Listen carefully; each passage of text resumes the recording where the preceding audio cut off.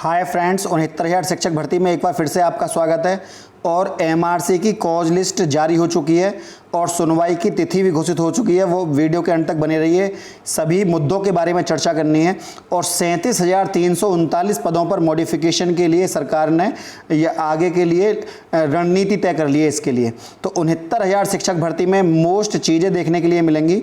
हालांकि सरकार पहले ही कह चुकी है कि एमआरसी हमने जो 68,500 के अनुरूप जो मॉडिफिकेशन करना था वो हमने किए।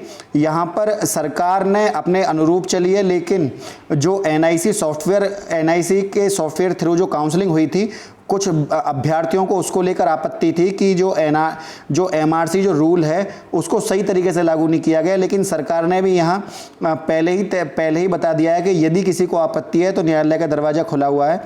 तो उसी के अनुरूप यहाँ पर सब चीज़ें सामने आ रही हैं। हालांकि सरकार ने पहले ही कहा था कि बेवजह आप केस करके भर्ती को लेट कर रहे हैं, इससे कुछ होने वाला नहीं है।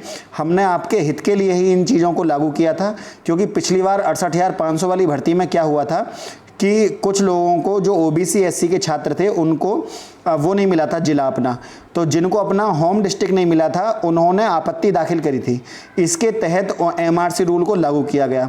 इस बार 69,000 शिक्षक भर्ती की काउंसलिंग प्रोसेस में ही एमआरसी रूल को लागू कर दिया गया, क्योंकि चयन सूची के आधार पर ही किसी को जिला दिया जाता है। लेकिन कुछ लोगों को लेकर इस पे आपत्ति थी, तो उन्होंने सरकार में उनमें एक व्यक्ति हैं लोहा सिंह, उनके ही केस पर सुनवाई है। आइए देख लेते हैं क्या है।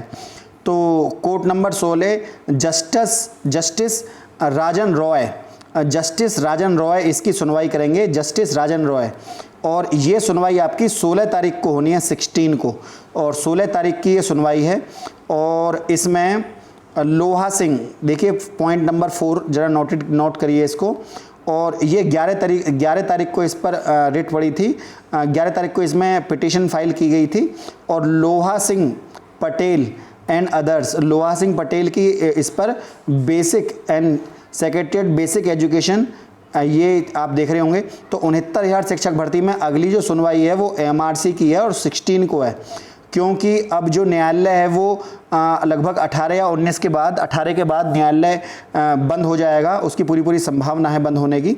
तो उसी के अनुरूप, उसी के अंतर्गत ये चीज़ें आपको देखने के लिए मिलेंगी। ये हैं लोहा सिंह जी, लोहा सिंह पटेल एंड अदर्स, और गंतव्य महारश्मि, और भी लोग हैं जो इस पटिशन में फाइल जुड़े हुए हैं, और इसकी सुनवाई आपको देखने के लिए मिलेगी।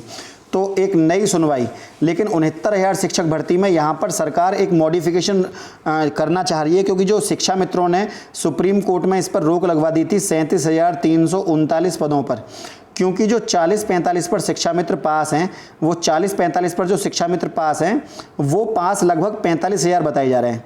और क्योंकि वो 45,000 पास हैं, तो शिक्षा मित्र ये कह रहे हैं कि हमारा 8,080 का तो नंबर आ ही गया है, तो 8,080 के अलावा जो शिक्षा मित्र हैं वो 37,339 शिक्षा मित्र और बचते हैं 40-45 के अनुरूप।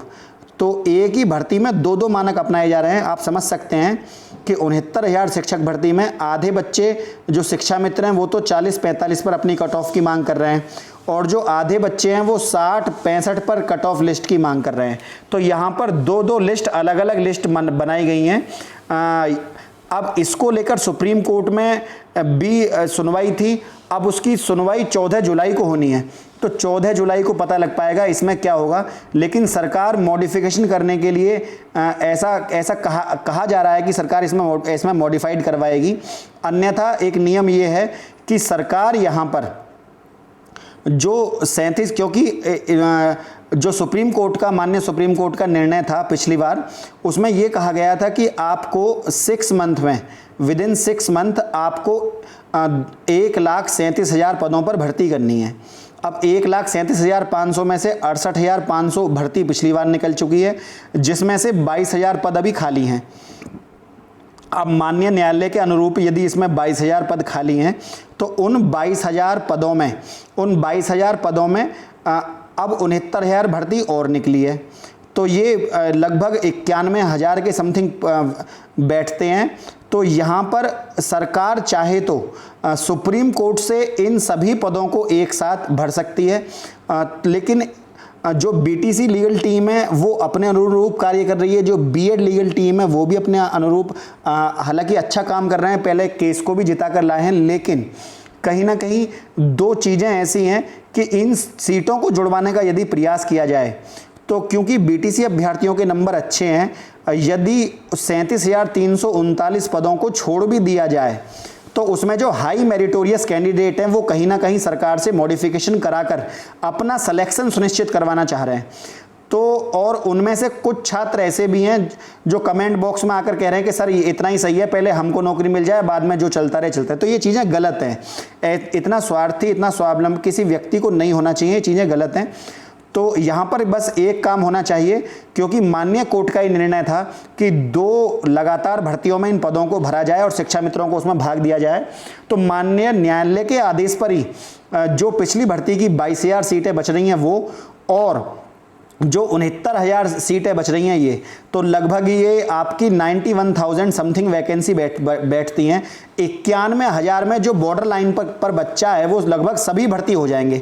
तो यहाँ पर एक प्रयास ये करना चाहिए सरकार, जो अभ्यर्थी हैं उनको भी और जो सरकार है उनको भी, क्योंकि पद रिक्त हैं और सुप्रीम कोर्ट का ये आदेश था, उसका वहन करते हुए इन पदों को भरा जाए, जिससे हर्षोल्लास का माहौल हो अभ्यर्थियों में और ज़्यादा से ज़्यादा नियुक्तियाँ कोरोना जैसे समय में करके सरकार अपना भी वर्चस्व स्थापित करे और विपक्षी पार्टियों का मुंह बंद कर दे कि देखिए आपके कहने के बावजूद भी हमने इतना बड़ा फर्जीवाड़ा और घोटाले होने के बावजूद हमने जांच को कराए रखा और हमने लगभग 91,000 पदों पर भर्ती को सुनिश्चित किया है। तो यहाँ पर ये चीज़ें करने, ऐसी चीज़ें सुनने में कम आ रही हैं, केवल मॉडिफिकेशन का हल्ला कट रहा है अब कि मॉडिफिकेशन करवाओ। तो मॉडिफिकेशन में केवल 2 चीज़ें हैं।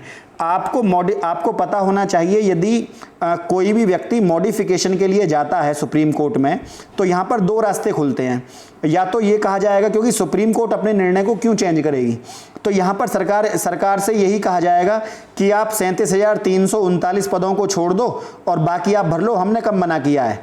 तो यहाँ पर वो बच्चे खुश हो जाएंगे जो मॉडिफिकेशन के लिए हल्ला काट रहे हैं, और उनको ये फ़ायदा हो जाएगा कि क्योंकि वो बीटीसी के हैं या उनके बीएड के हैं या फिर उनके अंक इतने ज़्यादा हैं कि वो मेरिटोरियस कैंडिडेट है, उनका एकेडमिक बहुत अच्छा है। तो वो जो हाई एकेडमिक वाला बच्चा है वो यहाँ पर ये चाहता है कि सरकार किसी भी रूप में। दूसरा मॉडिफिकेशन का नियम ये है कि सरकार यहाँ सभी पदों पर 69,000 पर, जो 8,000 शिक्षा मित्र हैं उनको भी साथ लेकर 69,000 पदों पर भर्ती करे और ये कहे कि जी यदि कोई चेंज होता है तो हम उसको हम उसको स्वीकार करेंगे। मतलब हम किसी भी आने भविष्य में होने वाले परिवर्तन को स्वीकार करेंगे। जो हम ज्वाइनिंग देंगे, जो हम नियुक्ति देंगे, वो आपके कहने के आधार पर ही देंगे। तो यहाँ 2 बातें, दोनों बातों का मतलब अलग अलग है। आप समझिए दोबारा, जो मॉडिफिकेशन है उसके 2 नियम है। पहला नियम, कुछ बच्चे जो हाई मेरिटोरियस है वो ये चाहते हैं कि सरकार मॉडिफिकेशन के लिए जाए, लेकिन वो मतलब अपनी जो कंसेंस बोलते हैं, अंतरात्मा बोलते हैं, वो उसके आधार पर तो ये चाहते हैं कि 37,339 पदों को छोड़कर 37,339 पदों को छोड़कर सरकार यहाँ पर बाकी उनको नियुक्ति दे दे। उन्हें इससे फर्क नहीं पड़ता कि बाद में क्या होगा, उन्हें बस ये है कि मॉडिफिकेशन सरकार कराए और उनको नियुक्ति दे दे, क्योंकि उनका एकेडमिक अच्छा है। तो जो बॉर्डर लाइन वाला बच्चा उसको नुकसान है। दूसरा तरीका यह है कि सरकार वहाँ पर इस चीज़ को दाखिल करे मॉडिफिकेशन में कि हम 69,000 पदों पर भर्ती कर रहे हैं और यदि कोई चेंज होता है तो भविष्य में होने वाले जो फ्यूचर फोरकास्टिंग है, जो भविष्य में होने वाला चेंजेस है, हम उसको लेकर कोई भी चीज़ें होगा तो हम उसमें बदलाव करेंगे। कृपया करके हमें सुप्रीम कोर्ट में ये अर्जी दी जाएगी कि कृपया करके हमें मॉडिफाइड करने का, 69,000 भर्तियों पर चयन करने का अधिकार दीजिए। तो यहाँ पर दोनों चीज़ों में अंतर है। पदों को छोड़कर आप भर्ती कर रहे हैं तो ये चीज़ें गलत हैं। इस रूप में आप सबको लेकर साथ चल रहे हैं, ये सही है। लेकिन यहाँ पर आप जो सुप्रीम कोर्ट का, जब आप सुप्रीम कोर्ट के पास दोबारा जा रहे हो और आपको पता था कि गुणांक जो शिक्षा मित्रों को मिलने वाला भारांक है, वो शिक्षा मित्रों को मिलने वाला भारांक सुप्रीम कोर्ट ने दिया था, पहली बात। दूसरी बात, जो 1,37,000 पदों पर जो सीटों को भरना था, ये भी सुप्रीम कोर्ट का ही ऑर्डर था। तो आप ऐसे समय में इन दोनों मुद्दों पर बात क्यों नहीं करते हैं? मतलब इस समय केवल नियुक्ति की बात चल रही है, जब आपको पता है कि कोई बात सामने चल रही है तो आप दोनों मुद्दों पर लड़िए। अगर आपको लगता है कि किसी को मिलने वाला भारांक गलत है, उस पर बात करिए आप, क्योंकि सुप्रीम कोर्ट में उन्हीं बातों पर चर्चा करिए जो सुप्रीम कोर्ट ने स्वयं लागू की थी। 1,37,000 पदों की भरने की बात थी, तो उस लिहाज से 91,000 पद खाली हैं। तो ऐसे समय पर यदि इन पदों के बारे में बात नहीं होगी तो ये पद रिक्त चले जाएंगे और जो बॉर्डर लाइन वाला बच्चा है वो कहीं ना कहीं फेल होगा। बाद में कमेंट बॉक्स में आकर बच्चे हम बार बार हमसे कहते हैं कि सर सीटों को जुड़वाने का प्रयास करिएगा, सीटों को जुड़वाने का प्रयास करिएगा। तो ये सही समय है सीटों को जुड़वाने का प्रयास करने का।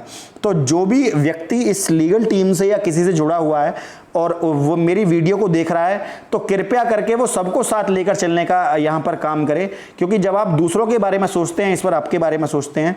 तो फ्रेंड, ऐसा ही मेरा सोचना है कि यदि किसी को नौकरी मिल भी रही है तो इससे क्या फ़ायदा, कि आपको क्या परेशानी होती है। सब यहाँ मेरा तो स्वयं का मानना यह है, यदि कोई मेरी पर्सनल राय पूछे तो मेरा मानना यह है कि 1,40,060 बच्चे पास हुए हैं। भगवान करे इन सबका ही सिलेक्शन हो जाए।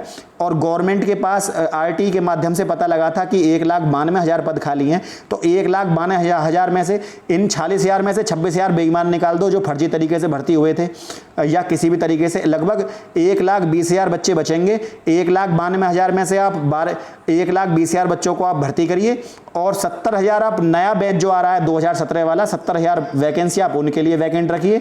बाकी आने वाले जो बच्चे होंगे, जो टीचर रिटायर होंगे अगले 3-4 सालों में, वो अपनी अगली भर्ती देखेंगे। तो पूरी साइकिल चलती रहेगी, इससे क्या प्रॉब्लम है। और लेकिन फिलहाल जो समय है वो 1,37,000 पदों को पूरा करने का है। इस बात को समझिए और सोशल मीडिया के माध्यम तक अपनी बात को पहुंचाइए, चाहे वो PNP सचिव हो, चाहे वो हमारा मंत्रालय हो, चाहे बेसिक शिक्षा मंत्री हो, और चाहे हमारे यूट्यूबर्स हों जो कि वीडियो बनाते हैं। तो फ्रेंड, सभी से मेरा यही आग्रह है कि सभी को बच्चों को यहाँ पर नियुक्ति दिलाने का काम करें, चाहे वो किसी भी तरीके से यहाँ भर्ती से जुड़ा हुआ है, चाहे वो कोई भी व्यक्ति है। तो फ्रेंड, यदि वीडियो आपको अच्छी लगी हो तो वीडियो को लाइक, शेयर, सब्सक्राइब करना ना भूलें। आज के लिए इतना ही। जय हिंद, जय भारत।